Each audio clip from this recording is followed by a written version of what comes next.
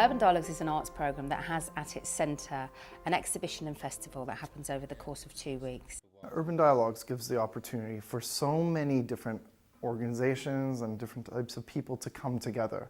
So we have faith-based partners and non-faith partners. It is a collective impact approach to creating an atmosphere that is fully inclusive. All these artists who, on the surface, the work is very different. They use different mediums. They come from different cultural backgrounds, different religious backgrounds, whether they're a Sufi, whether they're a Jew, whether they're a Christian, whether they're a Muslim. All their work is concerned with belief, and their work is concerned with coming to terms with belief and how they can express it. In that, all the work is the same. The arts, I think, are crucial to the success of interfaith conversation. There are lots of ways in which people have met one another across differences of religious conviction and belief, which haven't worked all that well. In some cases, because you immediately put people right up against the things that divide them, and very often those are doctrinal differences or differences in understanding about how you interpret sacred texts. And that can, as it were, put all the problems into the foreground and heighten the sense that you've got insuperable barriers when you talk to one another. What the arts are, and it's difficult to generalise about them, but what they are at least is a form of indirect communication. This year we've started a really exciting relationship with the King's Cultural Institute, and what we've been able to do is bring King's academics into our collaborations.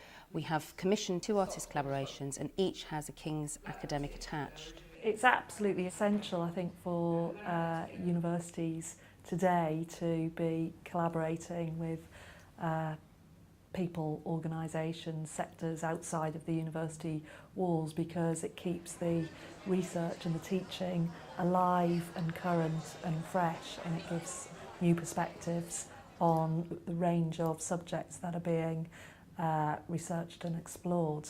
But you know, the hope is that through that process as well, in our particular focus of working with arts organisations and artists, that we are really making a material and positive contribution to the development of creative practice and creative production. Today, I will make sense of this love. Love as a rule of thumb, with a warrior's faith, with honesty. I was particularly drawn to collaborating with the Fury Project artists because they were exploring women's anger as well as perceptions of women's anger. In academia, we are wrestling with how we record a history of emotion. So this project allowed me to begin to explore, how do we record emotion? How do we address it? How do we talk about it? Quite physical and control of your body, being strong in your body.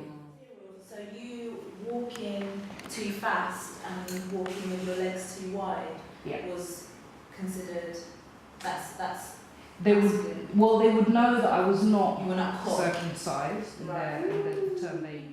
So although we're going to have this tree and there will be an installation, it's very much about the process that's happening now and the process that will happen at the gallery. The academics find that quite difficult because they need to sort of see it a little bit more on paper or in black and white. So that's been just quite an interesting thing where we're trying to say, look, it's okay, this is part of how we do it.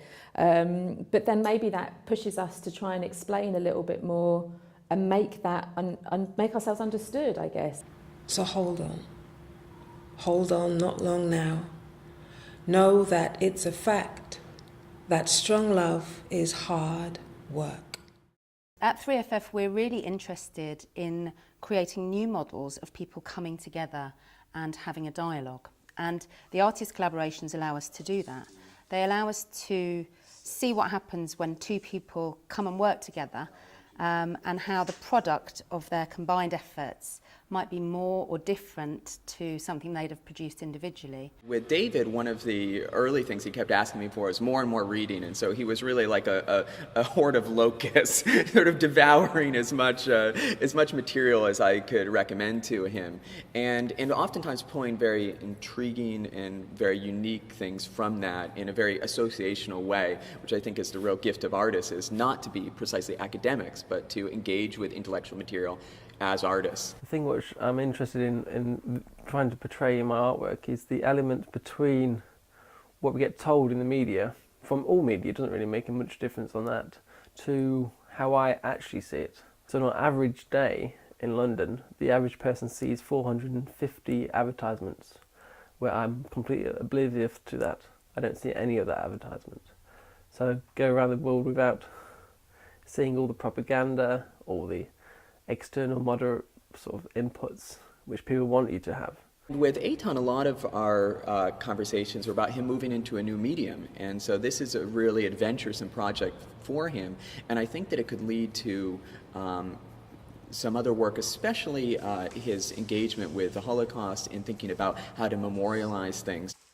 Both of us had experiences, or have experiences on a daily basis where we're dealing with seeing two perspectives at once.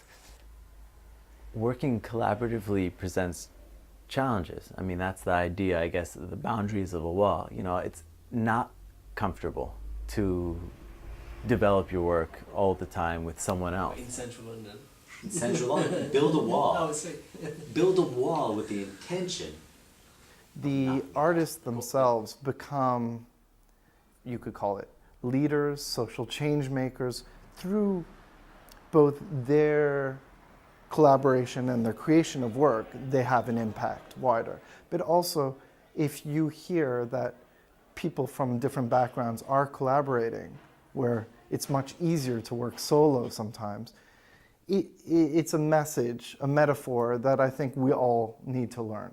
The arts don't lecture you, they don't harangue you, they invite you into a perspective.